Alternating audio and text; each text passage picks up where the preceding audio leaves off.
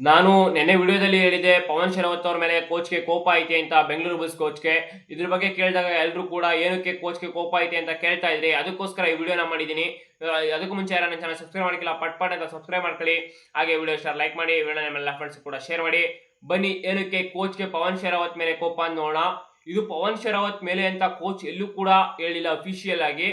ಆದ್ರೆ last year ಒಂದು press meet ನ ಮಾಡಿದಾಗ ಕೋಚ್ ಹೇಳ್ತಾರೆ ಏನಪ್ಪಾ ಅಂದ್ರೆ, ನನಗೆ ಈ ಲೆಜೆಂಡ್ರಿ ಪ್ಲೇಯರ್ಸ್ ಅಂದ್ರೆ ಐಕಾನಿಕ್ ಪ್ಲೇಯರ್ಸ್ ಇರ್ತಾರಲ್ಲ ಕಬಡ್ಡಿಲಿ, ಈ ಪ್ಲೇಯರ್ಸ್ ನ ಕಂಡ್ರೆ ಆಗಲ್ಲ. ಯಾಕೆಂದ್ರೆ ಅವರು ಒಂಥರ ಅವ್ರದೇ ಎಲ್ಲ ನಡಿಬೇಕು, ಒಂಥರ ಅವರೇ ಅಲ್ಲಿ ಅವ್ರಿದ್ರೆ ಗೆಲ್ಲುತ್ತೆ ಟೀಮು ಅನ್ನೋ ರೀತಿ ಒಂದು ದಿಮಾಕ್ನ ತೋರ್ತಾರೆ, ಒಂದು ದುರಾಂಕಾರನ ತೋರ್ತಾರೆ. ಅದರಿಂದ ಅಂತ ಪ್ಲೇಯರ್ಸ್ ನ ಕಂಡ್ರೆ ನನಗೆ ಆಗಲ್ಲ ಅಂತ ಕೋಚ್ ಹೇಳಿರ್ತಾರೆ. ಅಂದ್ರೆ ಇಲ್ಲಿ ಅರ್ಥ ಮಾಡ್ಕೊಳ್ಳಿ, ಪವನ್ ಶರಾವತ್ ಅವರು ಕೂಡ ಇದೇ ರೀತಿ ಒಬ್ಬ ಐಕಾನಿಕ್ ಪ್ಲೇಯರ್ ಆಗಿದ್ದಾರೆ. ಮತ್ತು ಲಾಸ್ಟ್ ಸೀಸನ್ ಅಲ್ಲಿ ತಮಿಳ್ ತಲವೇಸ್ ಅವರು ಅವ್ರ ವಿರುದ್ಧ ಡಿಸಿಪ್ಲಿನರಿ ಆಕ್ಷನ್ ನ ತಕೊಂಡು ಅವ್ರನ್ನ ಟೀಮ್ ಇಂದ ಹೊರಗಡೆ ಇಟ್ಟಿದ್ರು. ಅದಕ್ಕೋಸ್ಕರ ಪವನ್ ಶರಾವತ್ ಅವ್ರನ್ನ ಕೋಚು ಬೈ ಮಾಡೋ ಚಾನ್ಸಸ್ ಕಡಿಮೆ ಇದೆ. ಇದೊಂದೇ ರೀಸನ್ ಅಲ್ಲ, ಮತ್ತೊಂದು ರೀಸನ್ ಏನಪ್ಪಾ ಅಂದ್ರೆ, ಪವನ್ ಶರಾವತ್ ಅವರು ಲೋಕಲ್ ಆಗಿ ಎಲ್ಲೂ ಕೂಡ ಕಬಡ್ಡಿನ ಆಡ್ತಾ ಇಲ್ಲ. ಲೇಟೆಸ್ಟ್ ಆಗಿ ಅವರ ಸ್ಟ್ಯಾಟ್ಸ್ ಈಗ ಸದ್ಯಕ್ಕೆ ಲಾಸ್ಟ್ ಇಯರ್ ಅಲ್ಲಿ ಕಡಿಮೆನೇ ಇದೆ ಆಡಿರೋ ಮ್ಯಾಚಸ್.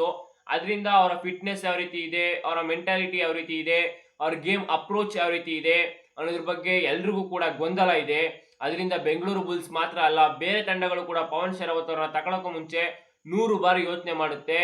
ಬೆಂಗಳೂರು ಬುಲ್ಸ್ ಕೋಚು ಇದ್ರ ಬಗ್ಗೆ ತುಂಬಾ ಯೋಚನೆ ಮಾಡ್ತಾ ಇದ್ದಾರೆ. ಪವನ್ ಶರಾವತ್ ಅವರು ಬಂದ್ರೆ ಟೀಮ್ಗೆ ಪ್ಲಸ್ ಆಗುತ್ತಾ ಮೈನಸ್ ಆಗುತ್ತಾ, ಪವನ್ ಶರಾವತ್ ನ ಟೀಮ್ ಅಲ್ಲಿ ಇಟ್ಕೊಬೇಕಾ ಇಟ್ಕೊಂಬಾರ್ದಾ, ಈ ರೀತಿ ಯೋಚನೆನ ಮಾಡ್ತಾ ಇದ್ದಾರೆ ಬೆಂಗಳೂರು ಬುಲ್ಸ್ ಕೋಚು.